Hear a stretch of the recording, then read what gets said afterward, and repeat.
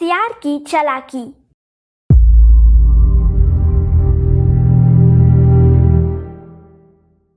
यूं किट्टू सियार की चालाकी के किस्से सारे जंगल में फैले थे। उसकी धूर्तता को सभी जानते थे।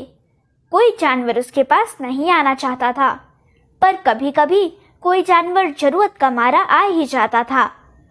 एक बार की बात है कि श्यामा बकरी ने अपने खेत में धान बोई। वर्षा उस साल बड़ी कम हुई। वह सोचने लगी कि अब खेत में पानी कैसे लगाऊं? मुझे पानी कहाँ से मिलेगा? सभी जानवरों की फसलों को पानी की जरूरत तो है ही, फिर मुझे फसल के लिए पानी कौन देगा? तभी उसे किट्टू सियार की याद आई। उसने उस वर्ष कुछ भी नहीं बोया। श्यामा को विश्वास था कि वह उसे पानी दे देगा, भले ही पैसे कुछ अधिक ले ले। श्यामा बकरी रुपयों से भरा थैला अपने थन में लटकाकर उस सियार को ढूंढने निकली। वह तालाब के किनारे बैठा ठंडी ठंडी हवा खा रहा था। नमस्ते सियार भैया, बकरी विनम्रता से बोली। नमस्कार काकी, किट्टू सियार बोला। बकरी ने सियार को सारी बातें बताईं, फिर उससे विनती की कि कुछ महीने को अपना तालाब उसे भी दे दे, जिससे धान की खेती को सूखने से बचाया जा सके। बकरी चाहती थी कि वह तालाब के बदले सियार को आधी फसल दे देगी, पर वह इसके लिए तैयार न हुआ। कुछ देर सोच विचार कर किट्टू बकरी से बोला, काकी, यदि तुम मुझे 100 रुपये दे दो तो 1 महीने को मैं अपना तालाब तुम्हें दे सकता हूँ। श्यामा इस बात पर भी तैयार हो गई, क्योंकि ऐसा न करने पर उसकी सारी की सारी फसल ही मारी जाती। दूसरे दिन श्यामा बकरी बाल्टी लेकर पानी भरने आई, पर सियार ने उसे तुरंत रोक दिया। बोला, तुम इस तालाब का पानी नहीं ले जा सकती। पानी क्यों नहीं ले जा सकते?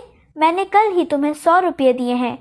श्यामा बोली, काकी, तुमने तो इस तालाब के रुपये दिए हैं, इस पानी के नहीं। इस तालाब के पानी पर तो अभी मेरा अधिकार है। सियार ने कहा। अब तो बकरी बड़ी ही परेशान सी हो गई।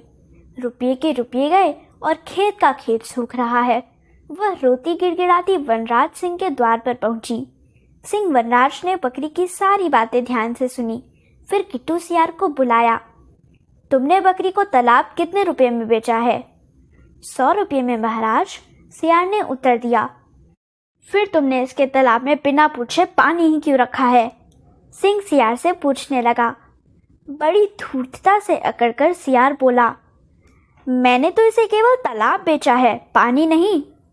फिर तुमने उसके तालाब में बिना पूछे पानी ही क्यों रखा है? सिंह ने पूछा। अब उस सियार से कोई उत्तर देते न बना। वह इधर उधर झांकने लगा। शेर को बड़ा गुस्सा आया। वह बोला, तू दुष्ट है, धोखेबाज है। तालाब का पानी तो श्यामा लेगी ही, पर तुझे जंगल की धारा 420 के अंतर्गत अपनी धोखाधड़ी के कारण दंड भी भुगतना पड़ेगा।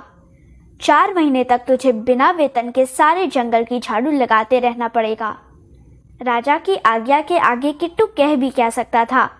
आखिर उसे पूरे 4 महीने तक जंगल की सफाई करनी पड़ी।